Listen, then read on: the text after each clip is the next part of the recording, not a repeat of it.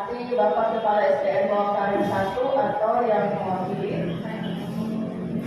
Yang saya hormati Bapak Ibu Guru beserta staf yang menyempatkan waktunya untuk hadir di sini dalam rangka diseminasi modul 134 budaya positif guru penggerak.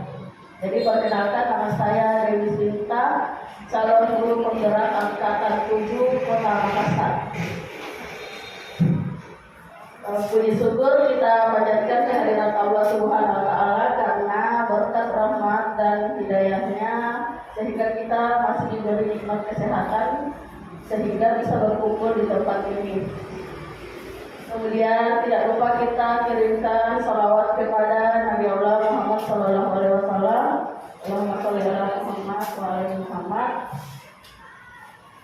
Baik, untuk hari ini saya akan membawakan. Jadi saya berdiri di depan Bapak Ibu bukan karena saya merasa pintar, bukan saya merasa hebat, tapi saya sharing apa yang telah saya dapatkan dalam selama beberapa bulan ikut program guru penggerak. Baik Bapak Ibu, langsung saja saya masuk di budaya positif. Budaya positif. Jadi apa itu budaya positif? Jadi budaya itu adalah pembiasaan. Terus positif itu berarti ke arah yang lebih baik. Jadi budaya positif di sini bisa diartikan sebagai nilai-nilai atau keyakinan atau pembiasaan yang berpihak pada murid yang di dalamnya mengandung sejumlah kegiatan yang menumbuhkan karakter murid. Jadi pada budaya positif ini di sini kita mau membentuk karakternya murid. Jadi pembiasaan dalam menentukan karakter murid. Nah, sekarang kita lanjut. Dalam budaya positif ada 7 bagian. Yang pertama itu adalah paradigma belajar, kemudian yang kedua adalah disiplin positif, yang ketiga motivasi perilaku manusia, yang keempat kebutuhan dasar manusia, yang kelima posisi kontrol, dan keenam keyakinan kelas, dan ketujuh segitiga restitusi. Jadi ada beberapa tahapan dalam budaya positif. Baik, sebentar saya akan memaparkan satu persatu dari ketujuh item dalam budaya positif. Nah, saya akan bertanya kepada Bapak Ibu tentang ada pernyataan yang setuju atau tidak setuju. Nah, yang pertama, menurut Bapak Ibu, apakah Bapak Ibu setuju pemberian hukuman dapat mendisiplinkan anak? Setuju atau tidak? Setuju. Nah, yang kedua, oke, hukuman positif seperti membaca dan membersihkan kelas dapat mendisiplinkan anak. Setuju. Apakah Bapak Ibu setuju? Nah, yang ketiga, adanya peraturan kelas atau sekolah menjadikan anak lebih disiplin. Dan yang keempat, pemberian penghargaan atau hadiah dapat meningkatkan motivasi belajar anak. Ya. Baik, sebentar saya akan bahas tentang pernyataan ini. Dan saya lanjut.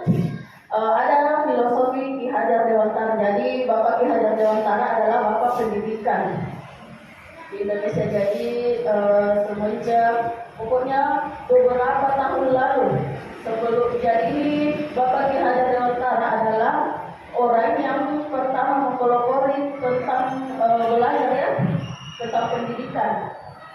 Jadi menurut Ki Hajar Dewantara, pendidikan itu diartikan sebagai tuntunan dalam hidup. Tumbuhnya anak-anak menuntun segala program yang ada pada anak agar mereka dapat mencapai keselamatan dan kebahagiaan yang setinggi-tingginya sebagai manusia dan sebagai anggota masyarakat. Jadi anak-anak itu dalam kita mengajar ada 2 program yang perlu diperhatikan. Yang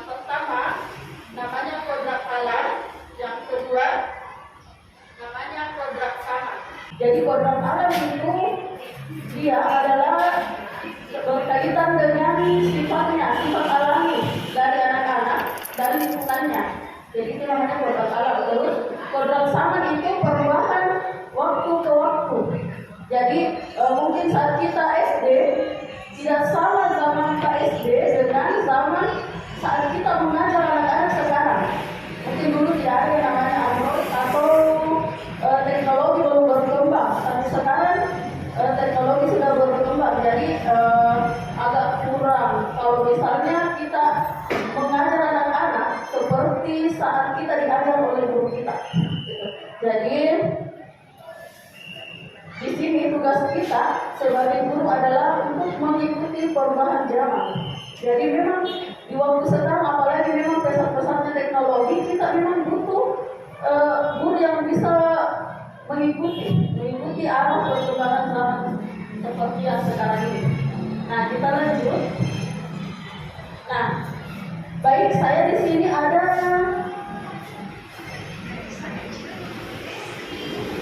gen. Jadi silakan Bapak Ibu secara berpasangan ya, secara berpasangan. Jadi silakan Bapak Ibu secara berpasangan. Jadi saya di sini ada sebuah semacam game. Silakan berpasangan Bapak Ibu. Jadi dua orang ya. Jadi dua orang. Ini kita ambil sepotong kertas. Jadi boleh ambil sepotong kertas. Nama gamenya itu adalah cobalah buka. Nah, sekarang ambil sepotong kertas, kemudian lepaskan genggam kertas tersebut. Lepaskan genggam kertas tersebut. Nah, partner Anda, jadi partner Bapak Ibu mencoba dengan berbagai cara. Jadi anggap yang digenggam itu adalah sebuah benda yang sangat berharga di kehidupan Bapak Ibu. Ya, taruhlah emas, berlian atau apa yang menurut Bapak Ibu sangat penting. Bapak Ibu di sebelahnya partnernya coba buka tangannya, buka tangan orang di sebelahnya. Jadi boleh Bapak Ibu mau pakai cara kekerasan, mau mengintimidasi, mau merayu, menggelitik, boleh.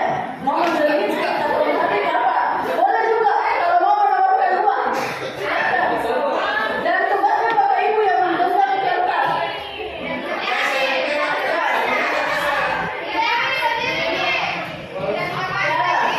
Sekarang partnernya, jadi yang menggenggam kertas, saya memakan tim A. Baik, tim A. Yang melepaskan, yang akan melepaskan genggaman itu adalah tim B. Silakan tim A menggenggam serat-seratnya. Kemudian tim B, pokoknya tim B tugasnya bagaimana supaya bisa terbuka tangannya. Silakan, mau menggelitik, mau pakai kekerasan, mau merayu, ya boleh. Ya, silakan. Mau memberi iming-iming bisa, ya silakan.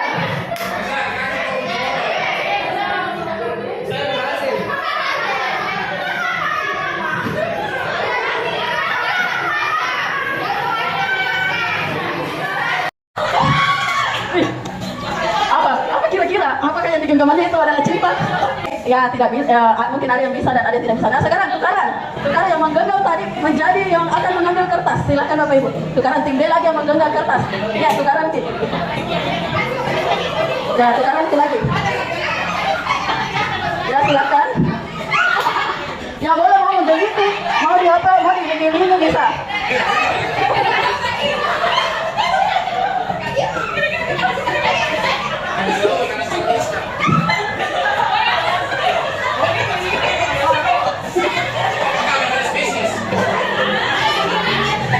Ya.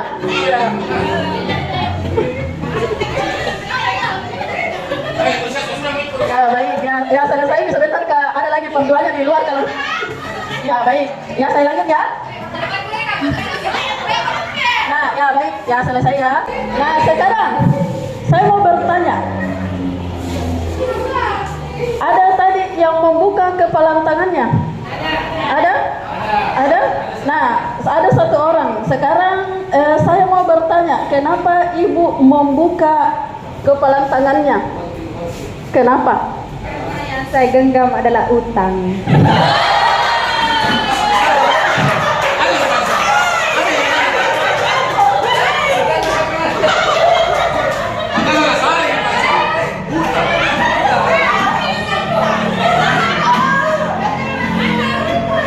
Berarti Bu Bakti yang penting di kehidupannya adalah utang. Baik, ya tadi ada yang membuka. Nah sekarang lanjut. Apakah Anda menutup kepala tangan Anda? Ada yang tadi yang menutup sampai terakhir. Ya, yang tidak bisa dibuka oleh temannya ada? Ya, ada? Ada. Baik. Oh ya, Bu Fatma. Apa alasan Bu Fatma kenapa menutup seerat-eratnya? Karena yang saya genggam sangat berharga, yaitu anak saya. Saya akan genggam terus sampai sukses. Ketika sukses, saya akan melepas untuk berguna demi masa depan negara. Amin. Apakah ada alat yang lain? Bagaimana? Baik, saya akan bertanya karena tadi tentang anak. Saya akan bertanya kepada yang jomblo. Ya, yang tadi hampir ke baku jamba. Silakan, ya silakan. Apa alasan Anda kenapa tetap menjaga itu?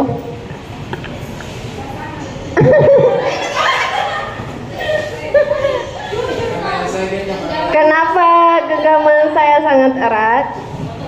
Karena yang saya genggam itu adalah pasangan saya.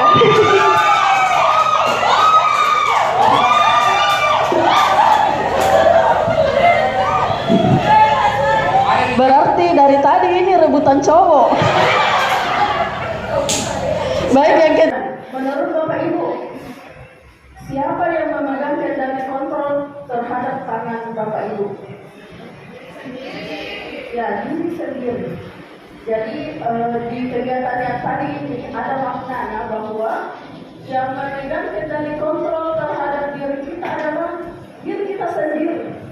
Meskipun kita dibujuk, dia kalau memang diri yang tidak mau membuka kepala tangan tidak akan bisa. Sama tadi dengan rela hati membuka ya karena ada memang dari dalam diri bahwa mau membuka tangan. Jadi seperti anak-anak juga. Kita tidak bisa memaksakan anak-anak supaya dia pintar, dia patuh. Jadi itu adalah dari dalam kesadaran diri anak-anak tersebut. Seperti itu. Bapaknya Adam Dewantara menyatakan bahwa di mana ada kemerdekaan, di situ harus ada disiplin yang kuat. Jadi disiplin di sini kita harus menanamkan namanya self disiplin atau disiplin diri sendiri.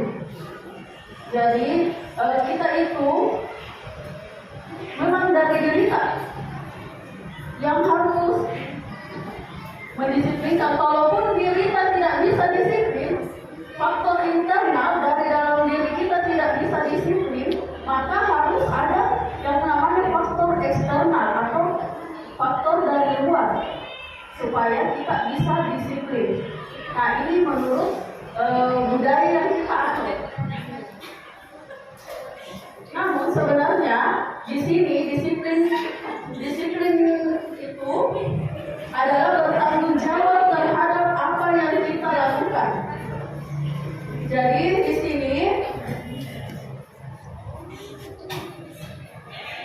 sebagai pendidik tujuan kita adalah menciptakan anak-anak yang memiliki disiplin diri. Jadi disiplin sehingga mereka bisa berperilaku dengan mengacu pada nilai-nilai kebajikan universal dan memiliki motivasi intrinsik bukan ekstrinsik. Jadi motivasi dari dalam diri bukan dari pengaruh dari luar. Karena sebenarnya kalau misalnya kita mendisiplinkan anak, pengaruh dari luar mungkin hari ini disiplin, besok lain lagi seperti itu. Nah, di sini ada yang bagian ketiga adalah nilai-nilai kebajikan universal. Jadi nilai-nilai kebajikan universal adalah nilai-nilai umum yang disepakati bersama. Jadi ini sebagai payung besar dalam kita bersikap dan berperilaku. Adapun disiplin positif, nilai-nilai kebajikan universal seperti yang tertuang dalam profil pelajar Pancasila. Pasti Bapak Ibu sudah tahu ya profil pelajar Pancasila. Baik, ada lagunya. Bapak Ibu, ya baik. Mari kita nyanyikan bersama. 1, 2, 3. Pelajar Pancasila beriman dan bertakwa pada Tuhan yang Esa dan berakhlak mulia, berkebinekaan moral, gotong royong mandiri, kreatif dan bernalar kritis.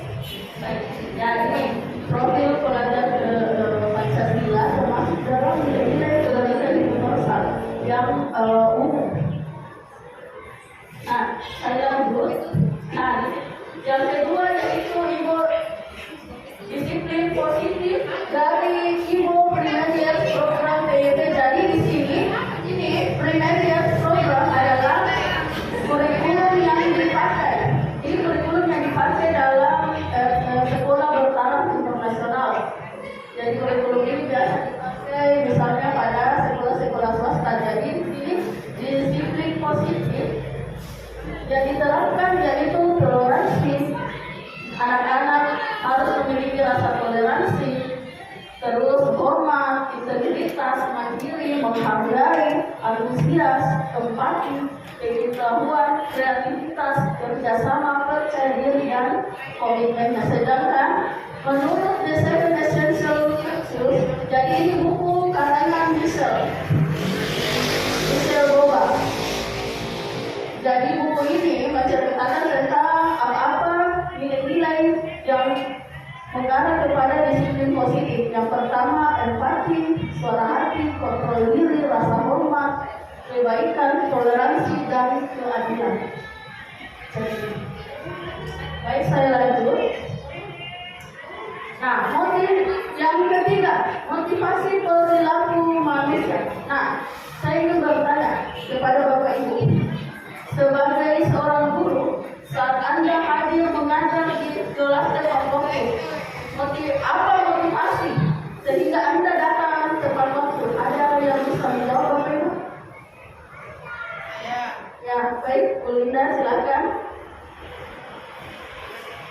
Motivasi saya datang tepat waktu karena kita sebagai seorang guru ditiru dan dicontoh perilaku, perkataan, dan perbuatan. Jadi setidaknya kalau kita datang tepat waktu, anak-anak bisa mencontoh kita bahwa oh, ibu guruku lebih cepat datang juga, jadi saya mencontoh seperti itu. Baik, jawabannya sangat bagus. Terima kasih Bu Linda. Ya, jadi ini motivasi perilaku manusia. Baik, saya akan menjelaskan. Di sini ada 3 motivasi perilaku manusia. Jadi perubahan perilaku manusia itu didasari oleh 3.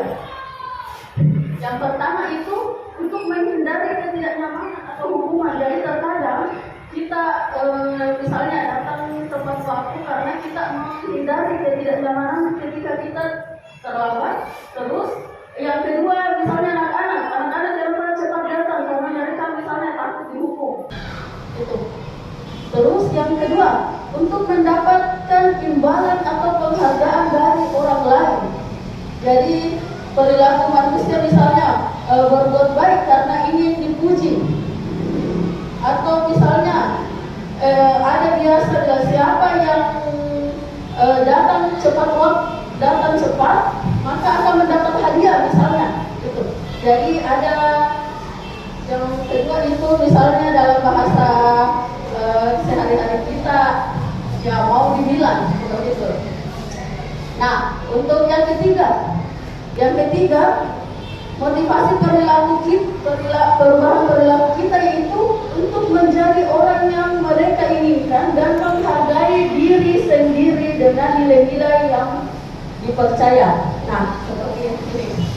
Anda datang tepat waktu karena tidak ingin ditegur oleh atasan. Anda kemudian mendapat surat peringatan. Ini termasuk perilaku menghindari ketidaknyamanan dan hukuman.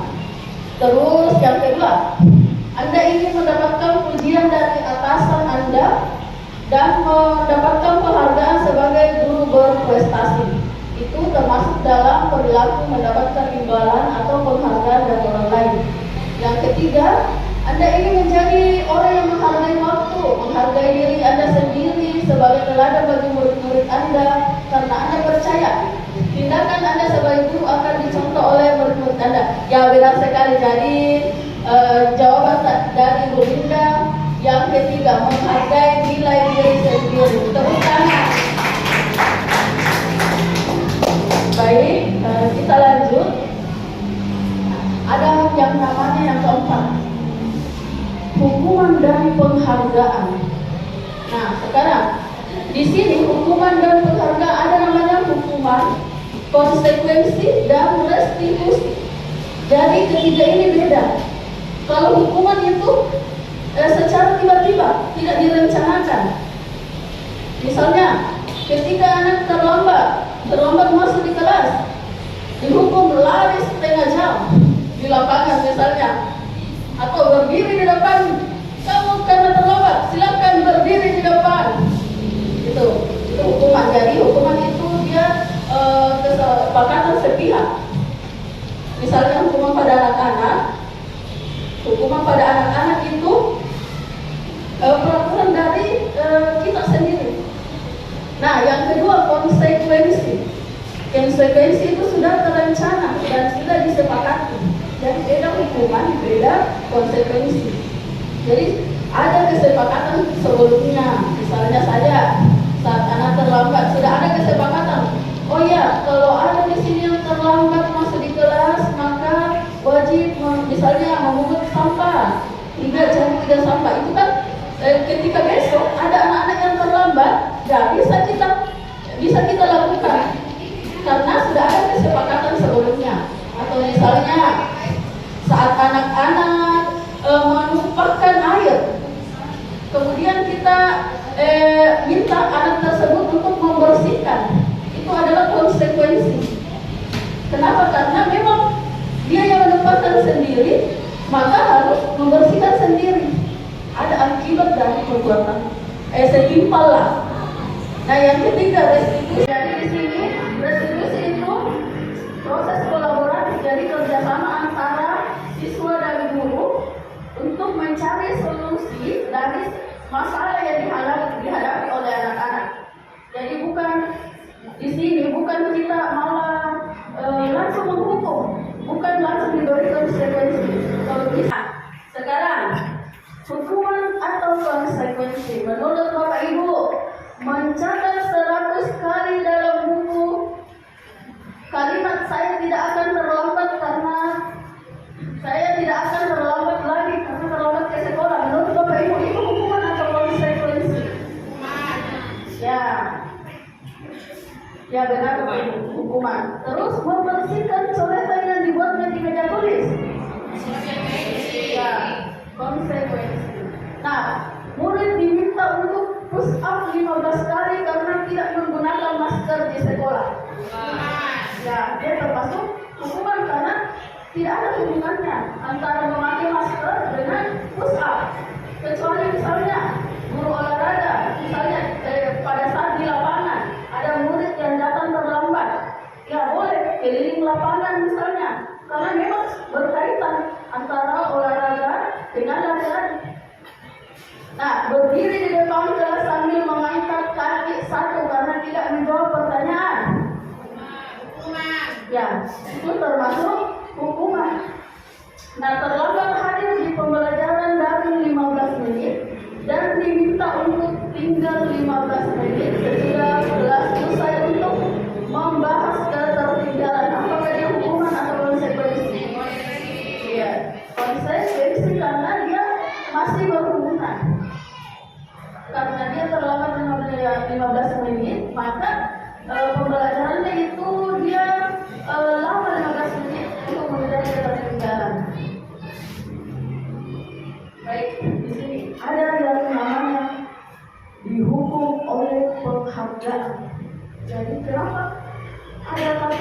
didukung oleh penghargaan. Jadi di sini menurut Alfikon,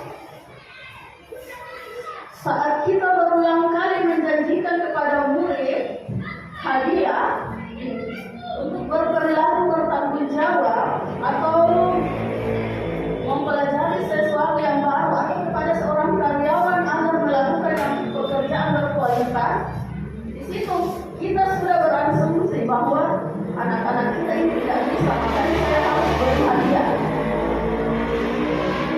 Di situ letak kita tidak percaya sama anak-anak, sehingga harus dipancing ini anak pakai hadiah baru bisa. Penghargaan itu sebenarnya dia kurang efektif. Karena kenapa? Anak-anak baru mau bertindak, bukan kesadaran dari dirinya, baru mau bertindak ketika misalnya diberi hadiah, ya sesuatu misalnya pada anak-anak siapa yang tidak ribut, siapa yang paling dia akan mendapatkan gula-gula misalnya.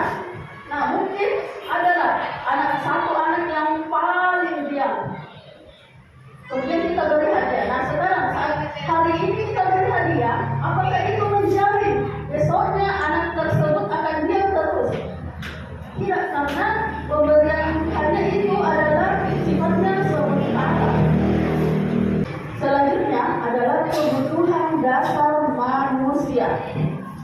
Jadi seluruh tindakan manusia memiliki tujuan tertentu. Semua yang kita lakukan adalah usaha terbaik kita untuk mendapatkan yang kita inginkan. Ya, jadi segala sesuatu yang dilakukan itu ada tujuannya. Misalnya kita datang ke sekolah, kita datang bekerja, pasti ada tujuannya. Misalnya kita rajin bangun pagi-pagi terus pergi bekerja, apa tujuan kita sehingga kita bekerja? Ya tujuan kita pasti untuk menghidupi diri kita. Sama juga dengan anak-anak, kenapa mereka rajin ke sekolah? Apa tujuannya mereka ke sekolah? Ya pasti untuk mendapatkan ilmu. Berbeda tujuan dengan tujuan anak. Nah, di sini kebutuhan dasar manusia ada 5. Yang pertama bertahan hidup. Kemudian jadi kebutuhannya manusia yang pertama adalah bertahan hidup. Kemudian yang kedua untuk mendapatkan kasih sayang yang rasa diterima. Yang ketiga untuk mendapatkan kebebasan itu. Yang keempat untuk mendapatkan kesenangan, dan kelima adalah penguasaan. Nah, saudara, di sini ada contoh kasus tentang kebutuhan hidup manusia. Jadi Ibu Ambar, guru wali kelas 2A di SD Pelita Hati, sedang bingung menghadapi ulah salah satu murid di kelasnya, Doni. Beberapa anak di kelas 2A telah datang padanya dan mengeluhkan Doni yang sering kali meminta bekal makan siang mereka dengan paksa ya. Jika Anda menghadapi situasi seperti Bu Ambar, apa yang akan Anda lakukan?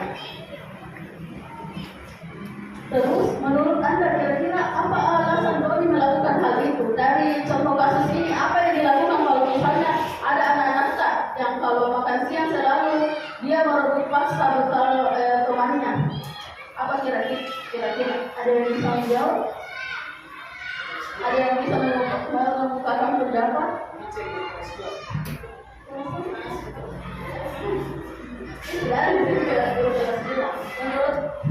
Menurut tak, apa yang dilakukan kalau misalnya ada anak-anak yang merebut makanan temannya?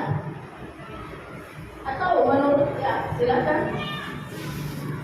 Menurut saya, kalau saya menjadi gurunya, saya akan memanggil Doni, memanggil Doni kenapa bisa meriksa atau meneliti kira-kira kenapa dia bisa berbuat seperti itu. Apakah dia juga mau makan seperti teman-temannya, tapi karena dia tidak diberi bekal sama orang tuanya, jadi akhirnya dia memaksa temannya untuk memberikan makan dia juga merasa mau makan tapi dia tidak punya makanan. Seperti itu mungkin saya dekati dulu.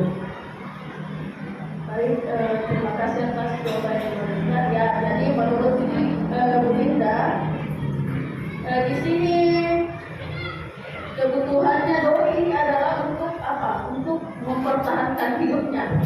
Nah, mari kita lihat secara bersama. Jadi ada beberapa item dalam kasus doi jika dia merebut paksa makanan atau bekal temannya karena dia lapar, ya seperti yang tadi yang Ibu Linda bilang, karena dia lapar terus tidak diberikan bekal sama orang tuanya, dia kebutuhannya adalah untuk bertahan hidup. Gitu. Tapi jika Doni menjawab, kalau misalnya ditanya, kemudian Doni mengatakan mengambil bekal temannya karena dia merasa senang, temannya jadi memperhatikan dia. Itu. Terus pada saat dipanggil, orang tuanya dipanggil. Itu. Maka di sini Doni itu butuh kasih sayang. Jadi dan rasa diterima bahwa oh Doni ada di kelas 2A seperti itu. Tapi jika Doni merasa dia bosan dengan makanan yang dibuatkan oleh orang tuanya, misalnya nasi telur saja atau nasi nugget sampai 1 bulan, sehingga dia mau mencoba itu makanannya temannya, maka di sini Doni itu butuh kebebasan. Ya, seperti kita misalnya, kalau kita makan terus nasi yang langganan kita itu terus telur. Nasi lampu merah terus. Akhirnya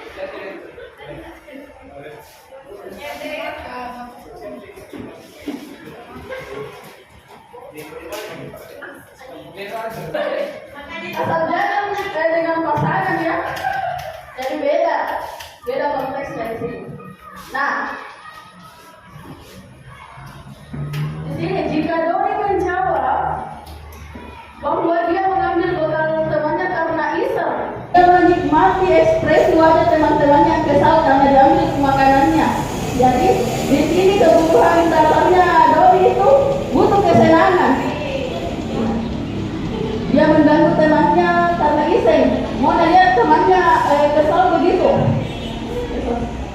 Nah, di sini jika Doni mengatakan, kenapa Bu?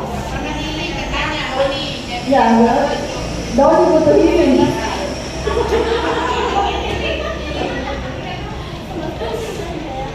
Ya, mungkin kurang piknik sama orang tuanya.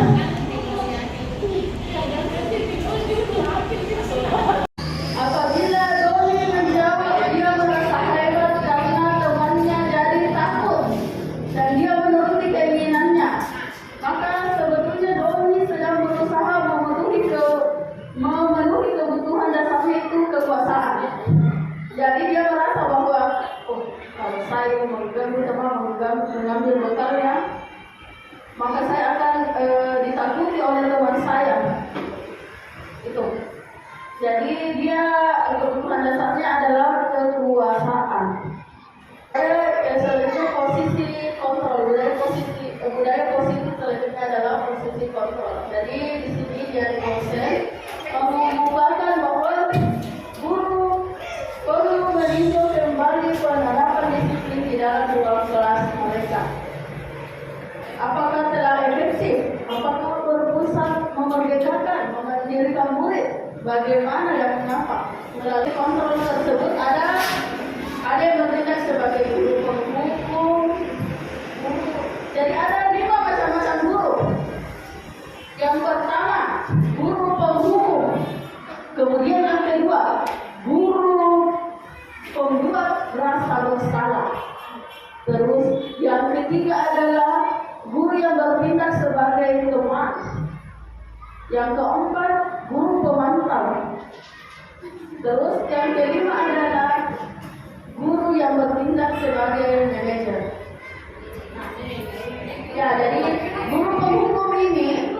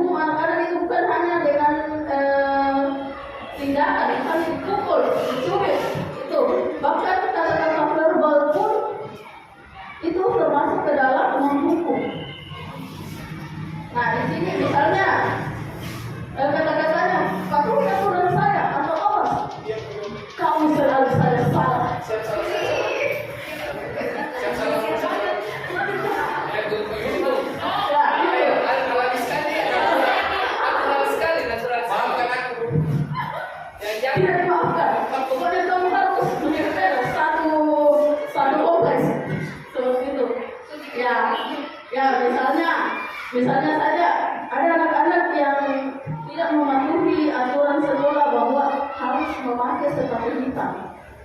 Jadi peraturan sekolah kita misalnya memakai sepatu hitam. Kenapa anak-anak disuruh memakai sepatu hitam? Kenapa tidak boleh berwarna-warni? Karena supaya tidak ada kesenjangan sosial. Jadi kalau hitam kan dia mau merek apa, mau mereknya Elizabeth atau apa, itu kan tidak kentara. Beda dengan sepatu yang berwarna-warni. Itu. Terus misalnya ada guru yang anak-anaknya tidak memakai sepatu hitam, dia tidak mau dengar, dia tidak mau dengar apa penjelasan anak-anaknya. Langsung saya, kalau kau pergi, misalnya kau pergi mencuci lapangan,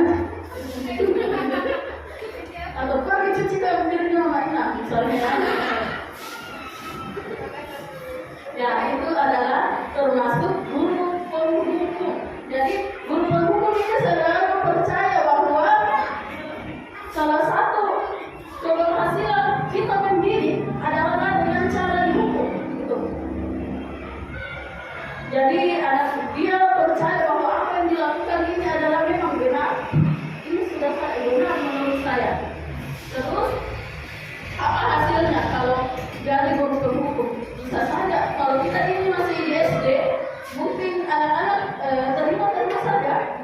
Tapi kalau jenjang selanjutnya, misalnya SMP, SMA, mungkin misalnya gurunya motor, awas sebentar.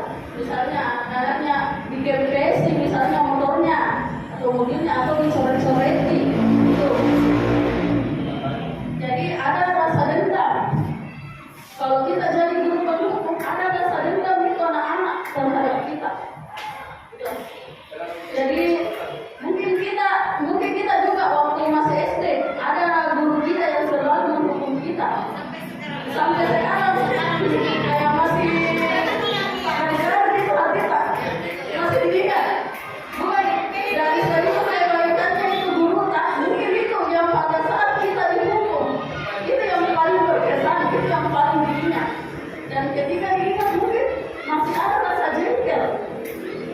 Jadi ketika anak-anak dihukum itu dia mau mengingat. Ya, dendam itu turunan. Nah, yang kedua, posisi guru yang kedua yaitu membuat rasa bersalah. Misalnya saja, jadi guru membuat rasa bersalah, dia membuat anak-anak merasa tidak nyaman terhadap guru tersebut. Terus di sini kalau guru penghukum itu nada suaranya itu tinggi keras. Beda lagi dengan guru pembuat rasa bersalah. Kalau guru pembuat rasa bersalah itu lembut. Itu misalnya, ibu kecewa dengan kamu. Ibu sudah capek-capek datang ke sini di jalan kerja, kemudian memberikan kamu, tapi ternyata kamu tidak mengerjakan tugas. Di mana hati nuranimu? Ya, jadi guru pembuat rasa bersalah itu dia kata-katanya lembut, tapi mengenai hati. Apa yang terjadi kalau guru menjadi guru pembuat rasa bersalah? Jadi anak-anak pasti akan merasa bersalah. Ya, pasti akan mengingat-ingat terus apa yang dikatakan. Bahkan ada anak-anak saling bersalahnya, dia perasaannya itu diarahkan ke hal yang negatif. Misalnya saja saking merasa bersalahnya dia tidak mau lagi datang ke sekolah, malu-malu ke gurunya. Gitu. Mungkin kalau SD yang hari ini merasa bersalah, buat besok lagi. Besok serba tidak terjadi apa-apa. Ya. Yang ketiga, guru sebagai teman. Jadi di sini guru sebagai teman itu dia itu sebenarnya bagus. Kalau kita sebagai teman, tapi kalau sebagai teman kita mungkin agak kurang dihargai sama anak seperti itu. Itu jadi kata-kata ayolah bagi dari bapak, terus sudah kalian tidak apa-apa, saya akan membantu membereskan masalahmu. Itu jadi kalau ada guru sebagai teman, anak-anak seringkali tidak mau mendengar kalau bukan guru itu. Tidak mau kalau bukan guru itu yang menyuruh.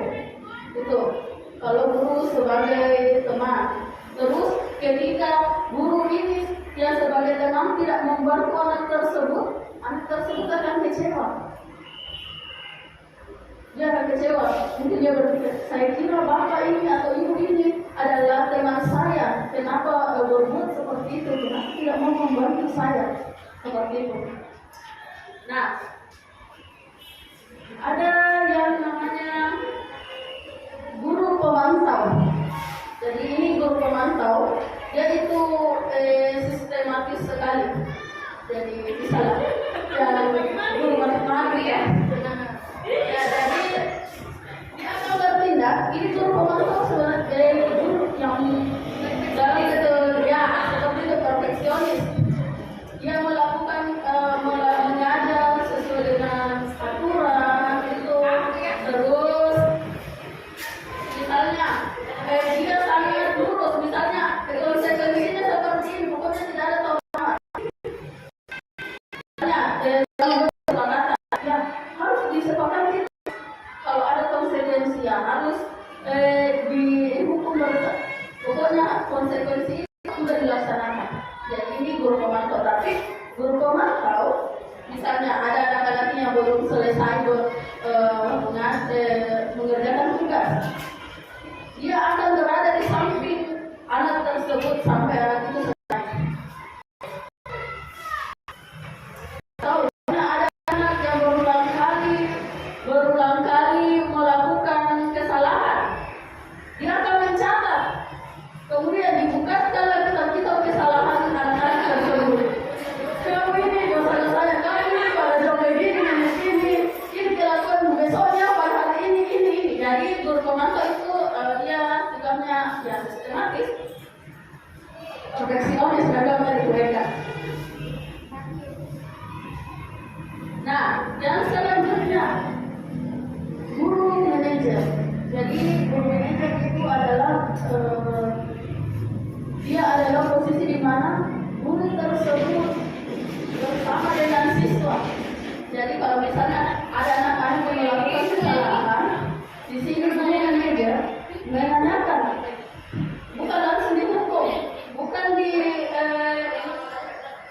dibuat kalau anak-anak itu merasa bersalah, bukan. Tapi di sini dia mencari solusi bersama anak-anak tentang apa yang dilakukan anak tersebut. Jadi di sini pada guru manajer itu dia menganalisis kebutuhan dirinya maupun kebutuhan orang lain. Di sini kadang-kadang bukan pada kemampuan membuat konsekuensi, namun berkolaborasi, bekerja sama dengan murid bagaimana memperbaiki kesalahan yang ada. Jadi bukan ditentukan. Jadi pada guru manajer ini bukan menentukan hukuman, bukan menentukan konsekuensi sendiri. Itu. Tapi bersama dengan murid, seorang guru manajer itu berkata, apa yang kita yakini itu kembali ke keyakinan kelasnya. Jika kamu memperbaiki ini, hal ini menunjukkan apa tentang diri. Kalau kita sebagai guru penghukum dan pembuat rasa bersalah, maka dia perilaku guru yang seperti ini adalah perilaku kontrol negatif. Jadi penghukum dan pembuat rasa bersalah itu yang negatif. Kemudian yang positif, yang sukses itu adalah guru yang sebagai teman, pemantau dan manajer. Lanjut kepada keyakinan kelas. Mengapa dikatakan keyakinan kelas bukan peraturan kelas?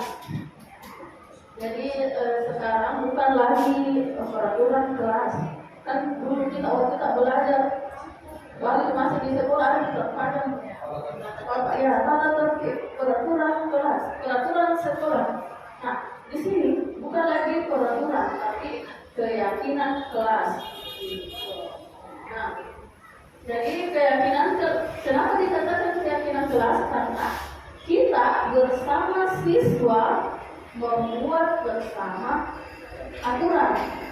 Kalau peraturan kelas dibuat sepihak, sedangkan keyakinan kelas dibuat secara bersama-sama. Jadi sudah disepakati sebelum keyakinan kelas itu dipajang, sudah disepakati anak-anak yang membuat kesepakatan atau peraturan kelas. Jadi ada rasa kayak saya ini sudah membuat peraturan seperti ini, masa saya yang membuat peraturan seperti ini saya langgar? Ya. Jadi anak-anak sudah diberitahukan, sudah disepakati sebelumnya.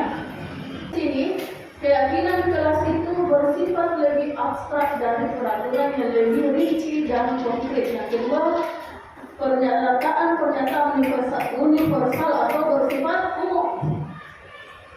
Jadi yang ketiga itu keyakinan kelas itu dibentuk dalam bentuk yang positif. Jadi dia kata-katanya positif. Jadi yang keempat, cara membuat keyakinan kelas yang keempat adalah tidak usah terlalu banyak peraturan sehingga mudah diingat dan dipahami oleh warga kelas. Dan kita juga kalau misalnya ada bapak-bapak tentang peraturan guru, kalau misalnya dari 1 sampai 50 mungkin kita bosan ya, bahkan ada yang terlewati dengan peraturan tersebut tidak kita baca. Jadi untuk keyakinan kelas itu cukup sedikit saja sehingga mudah dipahami. Jadi yang selanjutnya, yang kelima, keyakinan kelas sebaiknya sesuatu yang diterapkan di lingkungan tersebut. Ya, jadi sesuatu yang memang menyangkut dalam kelas tak, jangan samakan kelas tak dengan kelas orang lain. Pasti itu berbeda. Nah, yang selanjutnya, semua warga kelas hendaknya ikut berkontribusi dalam pembuatan keyakinan kelas lewat kegiatan curah berdampak. Jadi, keyakinan kelas ini dibentuk dengan pendapat dari yang ada di kelas tersebut. Jadi sudah ada kesepakatan. Terus bersedia meninjau kembali keyakinan kelas dari waktu ke waktu. Jadi kelas 6, misalnya setiap anggota kelas perlu belajar, setiap anggota kelas perlu senam, setiap anggota kelas perlu melakukan tugas. Dalam proses menciptakan kondisi bagi murid untuk memperbaiki kesalahan mereka, sehingga mereka bisa kembali kepada kelompok mereka dengan karakter yang lebih baik. Jadi restitusi itu adalah jalan bersama. Restitusi membantu murid menjadi lebih memiliki tujuan disiplin positif dan memulihkan dirinya setelah berbuat salah. Nah, di sini ciri-cirinya restitusi. Restitusi itu bukan untuk meneruskan kesalahan, namun untuk belajar dari kesalahan itu. Jadi sebenarnya kalau misalnya ada masalah, bukan sebenarnya kita fokus pada masalah, tapi fokus kepada perbaikan kesalahan. Apa yang bisa anak-anak lakukan setelah bersalah. Restitusi menuntun untuk melihat ke dalam diri. Jadi restitusi itu dalam pembelajaran, anak-anak itu diajarkan untuk tidak menyalahkan orang lain. Jadi Dr. William Glasser pernah berkata bahwa orang bahagia adalah orang yang bisa mengevaluasi diri sendiri. Jadi orang bahagia adalah orang yang bisa mengevaluasi diri sendiri Sedangkan orang yang tidak bahagia adalah orang yang sibuk mengawasi orang lain.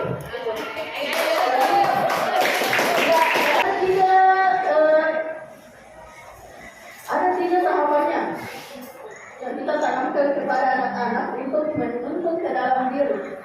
Yang sebaiknya kita lakukan bukan bilang apa kesalahan orang lain, tapi justru ini adalah bagian untuk kita merenung apa kesalahan saya.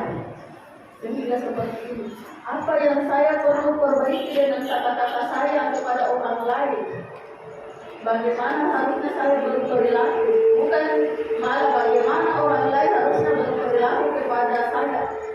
Fokus pada karakter, bukan tindakan. Jadi kalau ada masalah sebenarnya bukan berfokus pada masalahnya, tapi cara penyelesaiannya. Bagaimana karakternya anak-anak menyelesaikan masalah tersebut. Nah, di sini ada studi kasus. Anto sering terlambat datang ke sekolah. Tiba di sekolah saat jam 8 ke atas, padahal pembelajaran dimulai pukul 7.30. Selain itu, Anto juga kadang lupa membawa buku maupun pulpen dengan alasan terburu-buru. Nah, penerapan disiplin apakah yang akan Anda lakukan untuk kasus Anto? Kalau misalnya ada yang ada sesuatu yang sering terlambat, apa yang dilakukan? Apa kira-kira yang dilakukan Pak Asrul kalau misalnya ada sesuatu terlambat? Tanyakan, terima kasih atas kesempatannya.